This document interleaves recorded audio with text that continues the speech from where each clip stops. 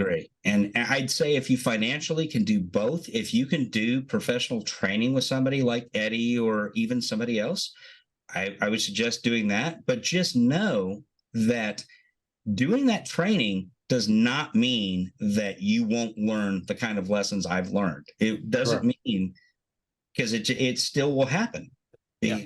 I mean, it's just how life works. You do the best you can with the knowledge and experience you have at the time, and you just have to go through some hard knocks sometimes to learn those lessons. But I'm such a much better investor now, much wiser than I was before, because I went through that experience. And Polio jumped in here and said, your first loss is your best loss. Polio, appreciate that, man. That's awesome. Well said. Yeah. And it happens to everybody. Just because you lost some money on a deal does not make you special. Everybody's done it. I've lost. It's a good emotional roller coaster too, because you feel like such a fool when it happens. You're like, oh my gosh. And I think people lose the fact that they don't feel like they're a professional anymore. Like, well, I must not be good at this. I can't help anyone because I lost. Right. And what you realize is that we've all lost. We've all made mistakes. Things that we knew, didn't know, were a checklist that we skipped an item and said, no big deal. And then we look back going, holy crap. So don't think of a loss as something that you now are less of an investor. It has nothing to do with being less of an investor. It's just the course of investing. And you can share that experience. We encourage you. We've been in situations where we had a new rookie investor go through something we've never been through. And sharing that experience and putting yourself out there is crucial in the space. And we're all learning together. And, you get in a room with note investors. Mario said earlier here, we're all a bunch of introverts, but you know what? You get in a room with a bunch of note investors and there's just going to be stories and stories and stories and stories. Yeah, and we learn from that's each other. That's a funny thing too. You say introvert. I'm very much an introvert. I have to force myself to do all of this, like get on webinars and get in front of people. It's not my natural wiring. I could be left. I can sit at home all day by myself, not talk to anyone, and be fine. Oh, that's my wife. Oh, my Lord. Not forever. Right? I mean, I still like being sociable. Yes. But the interesting thing is, so an introvert getting out and being around people is a draining activity, not an energizing activity.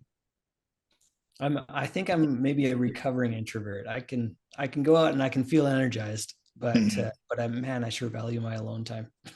Yeah. When you have your downtime, because a lot of times you come back from the end of the day, if you've been doing a lot, maybe you've spoken in front of a group of people, you've been on stage, you've been on webinars, or you've just talked to a lot of people at a conference. At the end of the day, you're just exhausted. Yeah, definitely. Paul said, if you ever bought stock that never went down, we've all done it, right? So one of the things you said before about marketing is key on this thing, because we've all put stuff out there, and VAs is such an interesting field because, we've done a webinar on, we did a private call with VAs is something that people get lost on and hard to understand. And again, sharing and asking questions to others. Hey, have you found a VA? What did you ask of the VA? What did you look at? Where did you find them? Post these in the Facebook groups or in whatever form you're in, right? We have our East Coast, the JKP group, but post and find out what other people have used. Because what we found in our private call, on a weekly call, is we don't know what each other have used or not used or succeeded or failed at unless we share. And it's crucial because when we make a mistake, we want to make sure everyone learns from it. And I learn from everyone else as well. So yeah, absolutely. It's not only about losing a business, but maybe you tried a service that didn't work, maybe a system that just didn't fit, and someone else has a system. And we talk about postcarding and stuff like that. Yeah. Learning a system is always crucial. Yeah, most definitely. So let's finalize with some stuff. You've gone from W-2, you're doing seller finance paper, you're buying stuff, you're making mistakes, you're putting yourself out there in marketing. If you look back 10 years ago, would you have seen where you're at today? No. No way. I was in drone mode. I was a W-2 drone. I was, go to work, work all day, come home, spend time with the family, go to sleep, and do it all over again. It's just that cycle. And never would I have thought that I'm doing this, which is, I think, part of the beauty, because what excites me now is who am I going to be in 10 years? Yeah. Who am I going to be in 5 years? That's exciting to me, because I feel free. I feel like I'm free to explore, and I'm free to change my mindset and to learn, grow, and be different. I'm not boxed in. If you're a W-2 guy, you're boxed in. Yeah. They tell you who you're going to be. Yes. They really do. And they kind of put a thumb on you and say, well, your value is X. That's your value is X, whatever that dollar amount is. Whereas in this world, you set your worth, you set your dollar value. Yeah, for sure. Which I love, that the prospect of, hey, 5-10 years, I can 10x, 20x what I've got going on. Yeah. The only one that limits me is me. I'm the limiting factor, is how hard do I want to lean in and push? Yeah. Awesome. Yeah. My wife and I have those discussions all the time, where we're so grateful where we are, and we're looking forward to 5-10 years from now. And we've got plans, man. Yeah. Good plans. Yeah.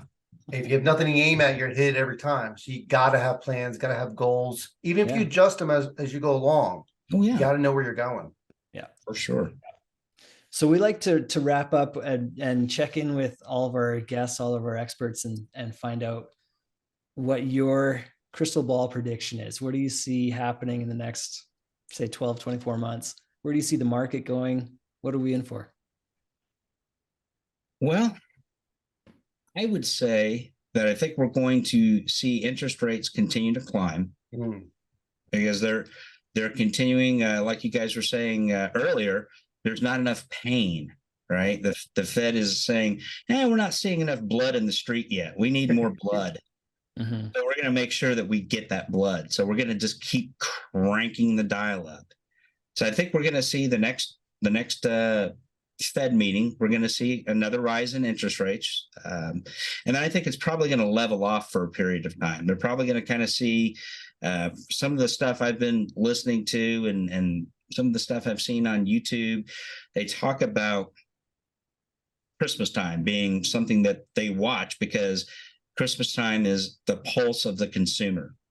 And how good are sales for all the retail places for Christmas? If sales are way down, they know the consumer's hurting. If sales are not down, then the consumer's not hurting. So it'd be better for us if we faked out the Fed and we quit buying stuff for a while, and then they'd lower interest rates. But since people keep buying, I mean, the F-150 is $100,000 and people still keep buying them. I don't know why, but they do. Yeah. So I think we're going to see those interest rates continue to go up. But then it also, in the seller finance world, it works in our favor, right? Sure. Because now you're going to start seeing more foreclosures come up. You're going to see more non-performing loans. These banks are going to have to, they're going to do so much downgrading of that. Eventually, they're going to have to cut those assets loose. So that's going to put more non-performing loans into the system. Once that starts happening, then you're going to see better pricing on non-performing loans. I know we didn't get into that, but I personally think the pricing on non-performing loans is still high. Absolutely. I'd like to see that come down, especially when I hear guys like you talk about the good old days and what you used to pay for non-performing loans in the last cycle. I'm like, where are those? I want those. Yeah. Buying it like 35 cents, 40 cents. I want those. I'm sure Polio's looking over there going, they aren't coming back. Right, Polio? Yeah. Come on. Well, I think part of that reason is there's so many more people in the space. Yeah. Right. When we got started, there wasn't a lot of people doing this. Right. And a lot of it's being pushed up by a lot of newer people who are just bidding crazy just to win assets. So sorry, go ahead. Yeah, no, that is perfectly reasonable. You have a lot of new people, and I didn't 3-4 years ago, I didn't know what I know today. And I wasn't as diligent as I am today. Yeah. And I see new people come in jonesing for a deal. I mean, literally just jonesing. Is like, I Yeah. got to get a deal. I got to feel like I'm in the business. I got to get a deal. And it's just like with buying things. People, they buy notes just like they're buying cars and other assets. I wouldn't even call a car an asset, but just items that are way overpriced. And people are paying too much money. And for the future of my money, my fiduciary responsibility to my household, Yes. I don't need to do that. I don't mind paying a fair amount for a note.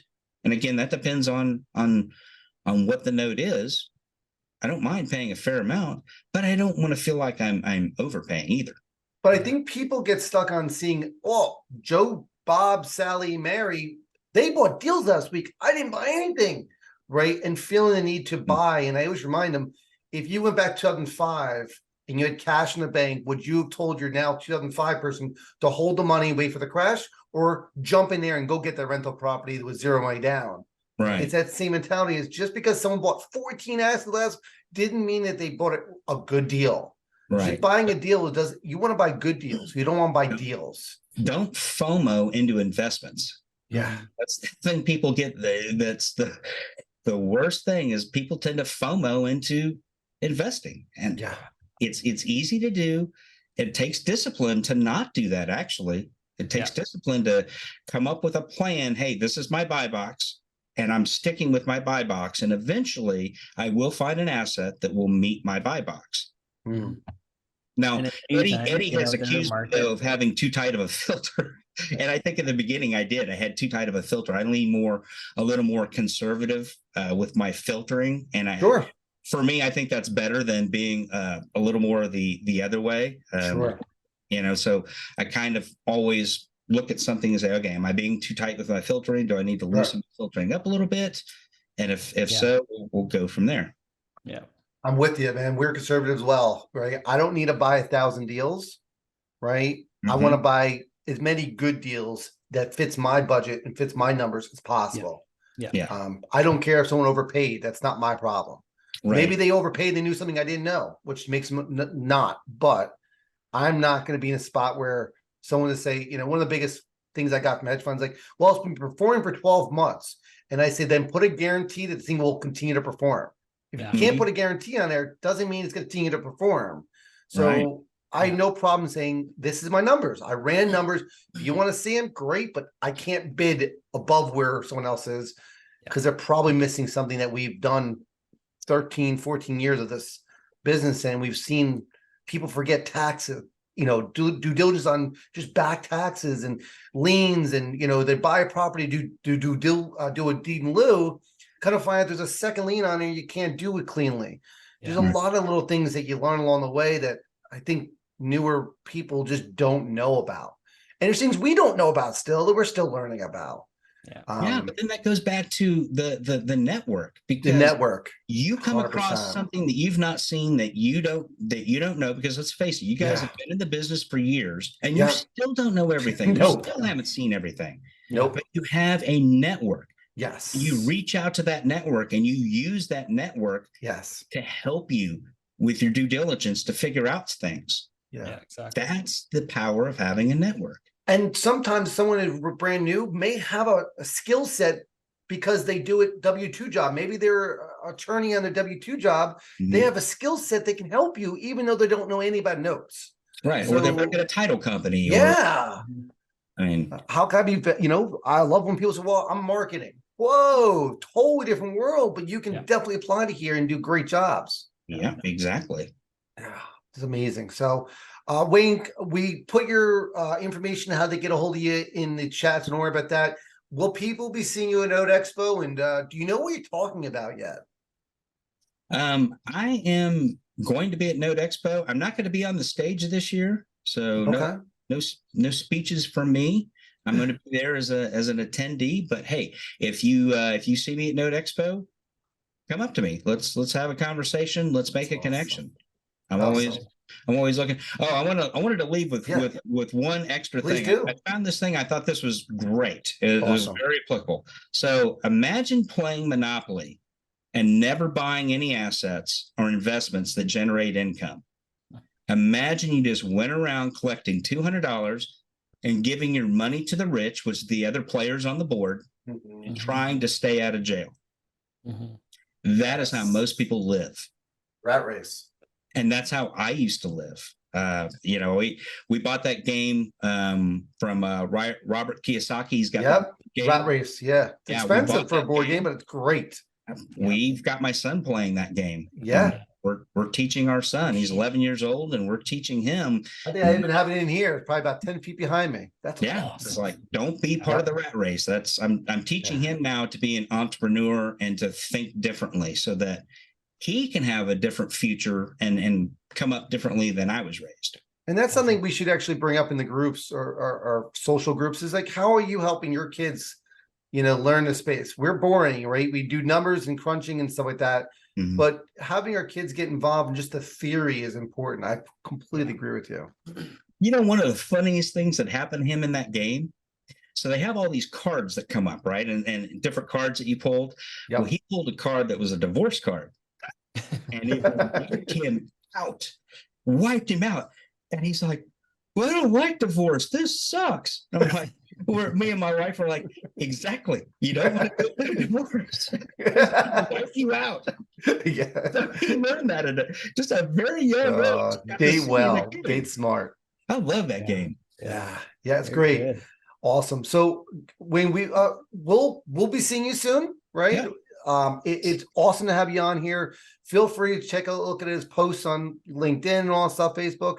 Just tune in and listen to him. He has some great valuable information. If you have any questions regarding him, there's a link in the chat. Please do that. If you have any questions for me and Nathan, you know how to reach us. Wayne, hang out for after hours, and take care, everyone. Enjoy your weekend. Thanks so much, everybody.